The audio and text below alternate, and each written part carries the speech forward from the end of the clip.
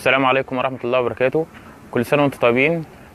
زي ما وعدتكم ان شاء الله الحلقات سلسلة حلقات كيف تربح اموال من تربية الحمام ان شاء الله هنكملها مع بعضينا بأمر الله. بس كان في نقطة برضو كنت حبيت اعرفها يعني موضوع برضو كده كويس، قلت ايه نعمله قبل ما ننزل بقية الحلقات احنا مسجلينها. يعني العظمة بتاعت الحمام يعني اللي هي او المنقار، يعني في ده المصطلح بتاعها المنقار.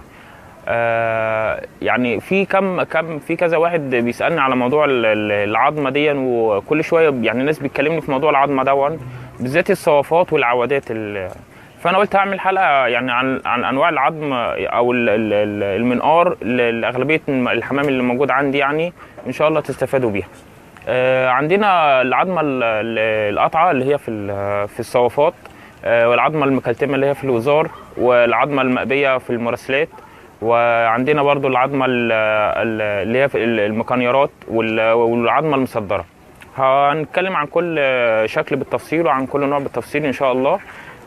اول حاجه طبعا اي غاوي بيحب يتكلم فيها ويبدا بيها طبعا الصوافات، لان هي دي ملك الحمام. تمام، هوريكم برضو كام في حمامه كده.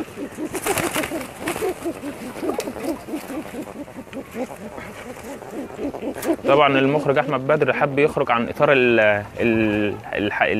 المتبع عليه، يعني فقال ايه هو اللي مختار الديكورات والحاجات دي نصور فيها. دي الصوافات يا جماعه. عظمه الصوافات بتبقى عظمه قطعه زي ما انت ما شايف كده. العظمه ما تجيش من هنا كده، يعني ما تجيش العظمه من هنا كده وتقوم عامله كده، لا، المفروض العظمه بتاعت الصوافات بتقوم قطعه نازله كده. دي احنا بنسميها العظمه القطعه، عشان ما حدش يديك فرد حمام صافي وفي الاخر ايه يعني ان هو يبقى عاده. هوريك العاده. دي العظمه الصافي كويس. العظمه ماشيه اهي، الدماغ بتبقى مدوره والعظمه بتيجي هنا وتقوم قطعه. احنا عشان كده بنسميها قطعه، بتيجي من عند المنقار كده نقوم قايلين عليها ايه عظمه قطعه. تمام. دي العظمه بتاعت الصافي. وبعدين شايفه يا باشا اللسان كده قرب عليها، احنا بنقول عليها افعى، بنسمي الصوافات الافعى. بص شايف الحمام عامله ازاي.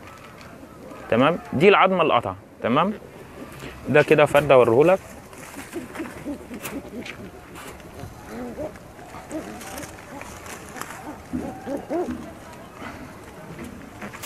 دي برضو نفس النظام، دي برضو كل الحمام ده صوافات. تمام. بص العظمه عامله ازاي.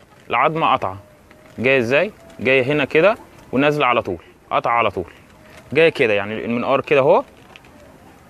شايف الراس عامله ازاي، الراس اهي مدوره وجايه ايه. انا ماسك الحمام عشان الاستاذ احمد بس يقدر يوضحها للناس.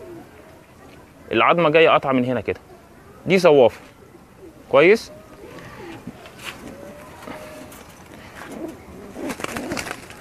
ما تجيش هنا، ما ينفعش تيجي زي هنا كده واقول على دي صوافه. تمام. بص بقى الفرق بين اللي انا وريتها لك وبين دي. شايف العظمه دي عامله ازاي اهي، دي عوادات. بس بص بقى هنا العظمه ازاي مش قطعه، العظمه جايه بص عامله زي الوش عامل ازاي ونازله ايه، نازله بسنه كده. اما الصوافات بتكون قطعه، دي العظمه القطعه اللي احنا بنتكلم عليها. طبعا العظمه الخشنه العظمه المكلتمه دي في القطاقطه انا والاسود وزار، يمكن انا اتكلمت في حلقتين قبل كده في المواصفات القياسيه للاسود وزار والقطقاطي. ده كده الكلام عن الايه العظمه القطعه. اللي عايز يشوف العظمه المكلتمه يشوف العظمه الخشنه في فيديوهين تاني انا عامله قبل كده ان شاء الله يعجبوكم برضو، موجودين على قناه وقت الحمام المصري. تمام. ده كان كلامنا على العظمه القطعه. وطبعا استاذ احمد يفرجكم على الحمامتين الوزار. هنتكلم بعد كده على العظمه المكنيره.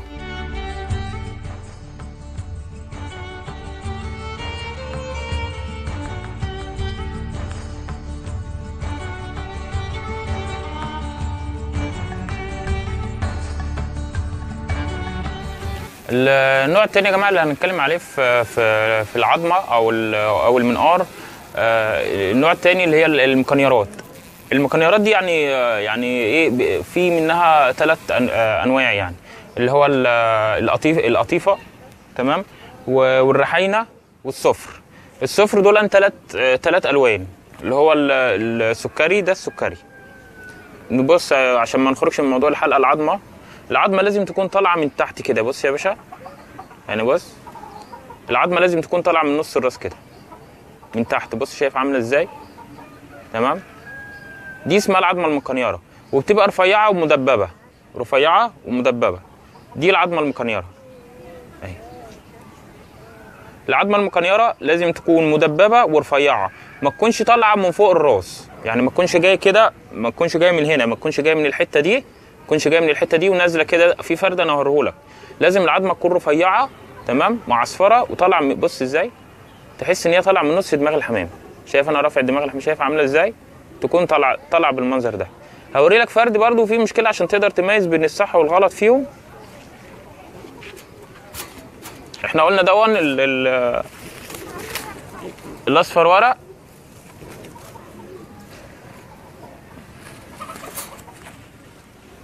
تمام. ده الازرق القطيفه. الازرق القطيفه ده يا جماعه برضو يعني ايه، في برضو مشكله برضو عشان اوضحها لكم. شفت الفرد الاصفر عامل ازاي؟ ده كده عيب في الفرد ده. شايف القرى سارحه ازاي، بص ماشيه ازاي مع العظمه. لو رجعت الفيديو سنه شوف الفرق بين بالفرد دون والفرد الاصفر اللي انا وريته لك، والعظمه عامله ازاي. ده اسمه ده الازرق اللطيفه. كويس. هوري لك الازرق اللطيفه برضو اللي مظبوط.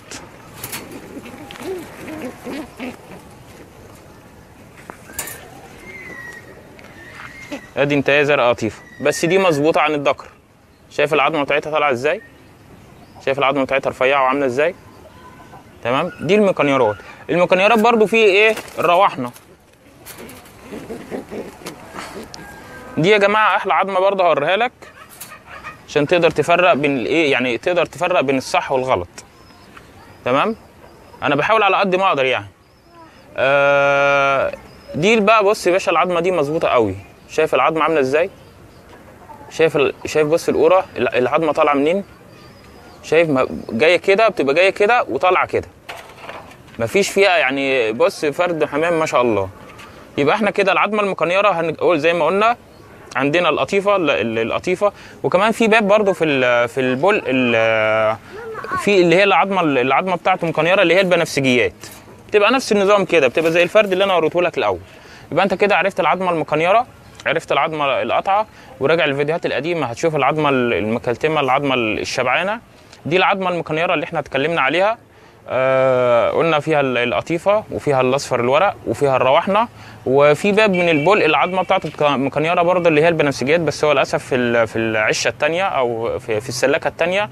ان شاء الله نصور فيها عشان اغلبيه الوزار موجود في السلاكه الثانيه.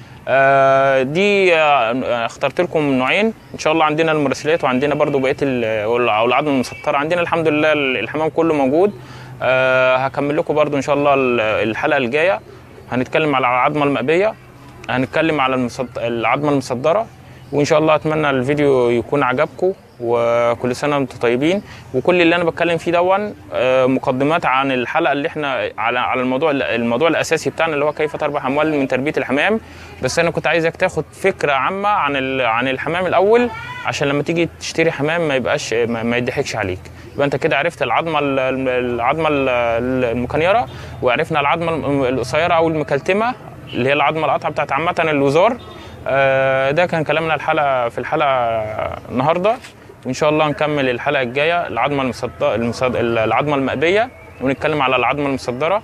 وكل سنه وانتم طيبين، والسلام عليكم ورحمه الله وبركاته. اخوكم محمد صالح، وتابعونا على قناه هواة الحمام المصري مع المخرج احمد بدر.